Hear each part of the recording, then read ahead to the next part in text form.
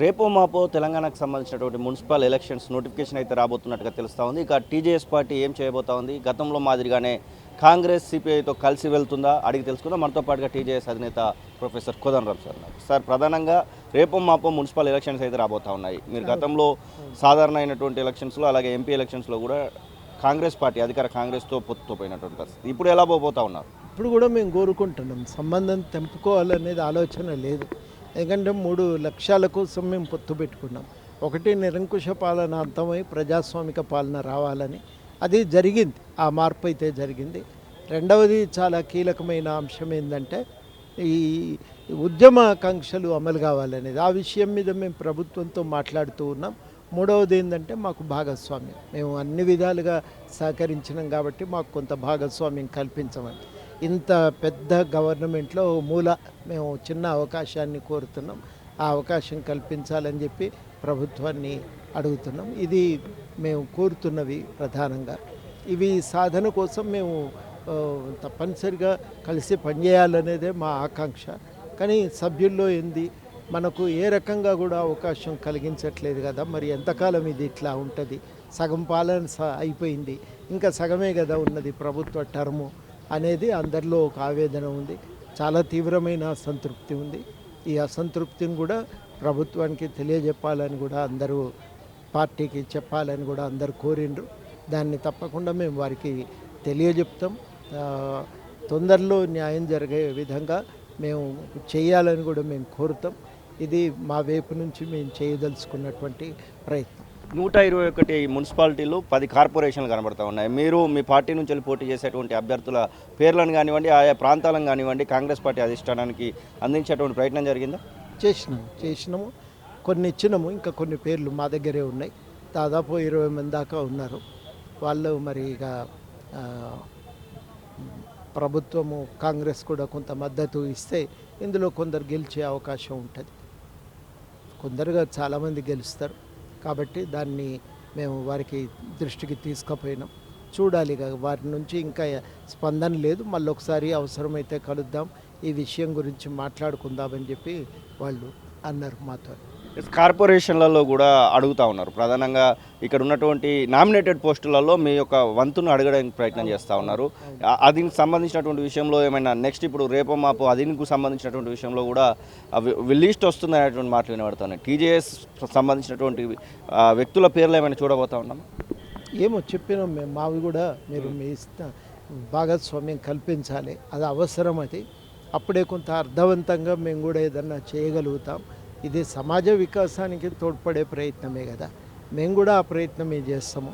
ఉమ్మడి లక్ష్యాల సాధన దిశగా ఒక ప్రయాణంలో మేము కూడా భాగస్వామ్యం కాగలుగుతాం అనే మాట మేము ఇదివరకే చెప్పినాం. భవిష్యత్తులో కూడా మేము ఈ విషయాన్ని స్పష్టంగా తెలియజెప్తాం. కొంత న్యాయమైన వాటా ఇస్తారనే ఆశ ఉన్నది ఇప్పటికి కూడా. ఇంకా మెనుగుమనే ఆశ అయితే ఉంది. ఏమవుతుంది అనేది మళ్ళీ ఒకసారి కలిసి మాట్లాడిన తర్వాత కానీ మనకి ఇంకా స్పష్టత రాదు. బొగ్గు గనులకు సంబంధించినటువంటి టెండర్ల విషయంలో ఒక రాద్ధాంతం నడుస్తూ ఉంది. అటు సెంట్రల్ మినిస్టర్ అయినటువంటి కిషన్ రెడ్డి ఒక మాటలు, అలాగే బీఆర్ఎస్ పార్టీ నుంచి ఒక మాటలు, ఇటు అధికార పార్టీ బట్టి విక్రమార్క నుంచి కొన్ని మాటలు వింటూ ఉన్నాం. మీరు దాదాపుగా సింగరేణి పైన పూర్తి అవగాహన కలిగినటువంటి వ్యక్తిగా అసలు ఏం జరుగుతుంది అనుకుంటా ఉన్నాం? ఏం జరుగుతున్నదండి, ప్రైవేట్ కాంట్రాక్టర్ల ప్రమేయం వచ్చినాకనే సింగరేణిలో ఈ లొల్లి ఇంకా ఎక్కువైంది. ఇంత లేకుండే అది. అందులో కోట్ల రూపాయలు పాపం ఆడ పనిచేసే కాంట్రాక్ట్ కార్మికునికేమో నామమాత్రమైన జీతాలు. దీనివల్ల ఏమవుతున్నదంటే ఒక వైరుధ్యం సింగరేణిలో ఉంది. ఇప్పుడు పంచాయతీ అంతా కాంట్రాక్టర్ల విషయంలోనే జరుగుతున్నది, కానీ కార్మికులకు ఎట్లా లాభం చేయాలనే విషయం మీద ఎవరు మాట్లాడతలేరు. ఆ కాంట్రాక్ట్ కార్మికులకు ఎట్లా లాభం చేయాలనే విషయం మీద చర్చ లేదు. మీరు చూసినరా, ఒక్కలన్నా మాట్లాడినరా? వాళ్ళ జీతాలు తక్కువ ఉన్నాయి, వాళ్ళకు న్యాయం చేస్తామని మాట్లాడినరా? కాంట్రాక్టులు పంపకాలు అనేవి వచ్చేసరికి ఏంటంటే పీటేసుకొని కూర్చుంటున్నారు అందరూ వరుస పెట్టి. అది జరుగుతున్నది, కానీ ఇది అన్యాయము, ఇట్లా జరగటానికి వీల్లేదు. మనము కాంట్రాక్టు వ్యవస్థ గురించి సమీక్ష చేసుకోవాల్సిందే అనే నిర్ణయానికి రావాలి. 2, అసలు ఈ సహజ సిద్ధమైన సంపదను ఆక్షన్ చేసుడు ఏందండి? మీరు దాన్ని సింగరేణికి అప్పచెప్పండి. సింగరేణి మీకు ఏం రాయల్టీలు తక్కువ కట్టింది, పన్నులు తక్కువ కట్టింది, విపరీతంగా కట్టింది కదా. కోట్ల రూపాయలు కేంద్రానికి కట్టింది, కోట్ల రూపాయలు రాష్ట్రానికి కట్టింది. మాకేమి ఇవ్వలేదని కేంద్రం అంటున్నది, కానీ ఎన్ని కోట్ల రూపాయలు మీకు రాయల్టీలు వచ్చినాయో లెక్క తీసి చెప్పి మాట్లాడండి. సింగరేణి వల్ల లాభం కేంద్రానికి జరిగింది, రాష్ట్రానికి జరిగింది. ఓ ఫెడరల్ వ్యవస్థలో నిర్వహణ బాధ్యతలు రాష్ట్రానికి ఉండాలి. దాంట్లో అది ఇక్కడి బొగ్గు గనులు కాబట్టి ఇక్కడ ఉండాలి. దాంట్లో మీరు పెత్తనం అధికారం కోరుకోవటం కూడా అది అనవసరం. ఇవాళ నిజంగానే కేంద్ర ప్రభుత్వం న్యాయం చేయదలుచుకుంటే మొట్టమొదట వాళ్ళు బొగ్గు గనులపైన అధికారం సింగరేణికి దారాదత్తం చేయాలి. అది చేసిన తర్వాత మాట్లాడితే లాభం. లేకపోతే ఏమవుతుంది, కాంట్రాక్టర్లకే మెయిల్ చేసే ఉద్దేశంతో ప్రయత్నాలు జరుగుతున్నాయని మేము అనుకోవాల్సి వస్తుంది.